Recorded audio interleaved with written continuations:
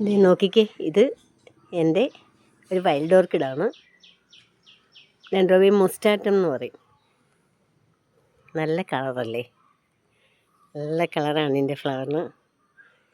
സാധാരണ മഴ കൂടുതൽ പെയ്യുന്ന സമയത്താണിത് പിടിക്കുന്നത്. ഇപ്പം ഇടയ്ക്ക് 1-2 മഴ കിട്ടിയോണ്ടായിരിക്കും പെട്ടെന്ന് പോയിട്ടത്. ഒരു കൊല പൂവേ ഉള്ളൂ.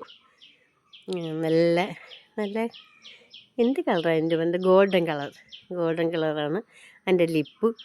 നല്ല കുറച്ച് ഡാർക്ക് ഗോൾഡനാണ്, അതിനകത്ത് ബ്രൗൺ കളറൊക്കെയാണ്. ഇതിങ്ങനെ തൂങ്ങിക്കിടക്കുന്നത് പോലെയാണ് നിൽക്കുന്നത്. നല്ല മണമാണ്, നമുക്ക് ഇഷ്ടപ്പെടുന്നൊരു മണമാണ്.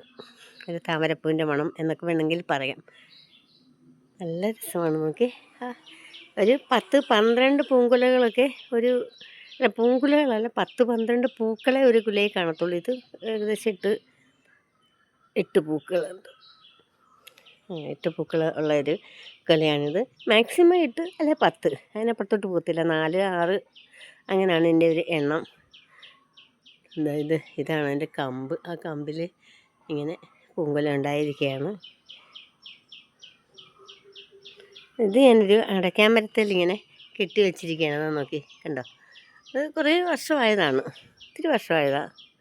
2-3 വർഷമൊക്കെ ആകുമ്പോഴേ സത്യത്തിൽ ഇതിനകത്ത് പൂക്കൾ തുടങ്ങത്തുള്ളൂ. പൂവ് വിട്ട് തുടങ്ങിക്കഴിഞ്ഞാൽ പിന്നെ എല്ലാ കമ്പിലും മിക്കവാറും പൂ കാണും. അത് നിൽക്കാൻ പറ്റുന്നില്ല. നമുക്ക് പൂമ്പൊടിയുടെ സ്മെല്ലുള്ള പൂവുണ്ടല്ലോ, പൂക്കൾ. അങ്ങനെ എനിക്ക് ബുദ്ധിമുട്ടുണ്ടാക്കിയ ഒരു ചെടിയെന്ന് പറയുന്നത് നമ്മുടെ നാഗദന്തി എന്ന് പറയുന്ന ഒരു ചെടിയുണ്ട്, കാനൻ ബോൾ ട്രീ. അതിൻ്റെ കായ് ഇങ്ങനെ പീരങ്കി ഉണ്ട പോലെ ഇരിക്കുകയാണ്. അത് പൂവിട്ട് കഴിഞ്ഞാൽ നമ്മൾ അതിൻ്റെ അടുക്ക് ചെന്ന് നമുക്ക് ആ പൊടിയുടെ സ്മെല്ല് ഫീൽ ചെയ്യും നമുക്ക്, ആ പൂമ്പൊടിയുടെ. അതുപോലെ പൂമ്പൊടി ഫീൽ ചെയ്യുന്ന മണമാണിതിന്. ശരിക്കും താമരപ്പൂവിൻ്റെ മണമെന്ന് തന്നെ പറയാം. നമുക്ക് ഞാൻ ഈ അടുത്ത് നിന്ന് വീഡിയോ എടുക്കുമ്പോൾ പോലും എനിക്ക് അതിൻ്റെ മണം അങ്ങോട്ട് പറ്റുന്നില്ല.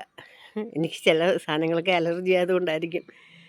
പക്ഷെ നല്ല ഭംഗിയാണ്, നല്ല നിറമാണ്. ഇത് ഇത്തിരി പൊക്കത്ത് നിൽക്കുന്നതുകൊണ്ടാണ് ഇതിൻ്റെ അകവശമൊക്കെ നമുക്ക് കിട്ടുന്നത്. സാധാരണ ഞാനിങ്ങനെ ആ പൂ ഇങ്ങനെ പൊക്കി എടുത്തിട്ടാണ് സാധാരണ വീഡിയോ ചെയ്യുന്നത്. ഇപ്പം നോക്കിക്കേ,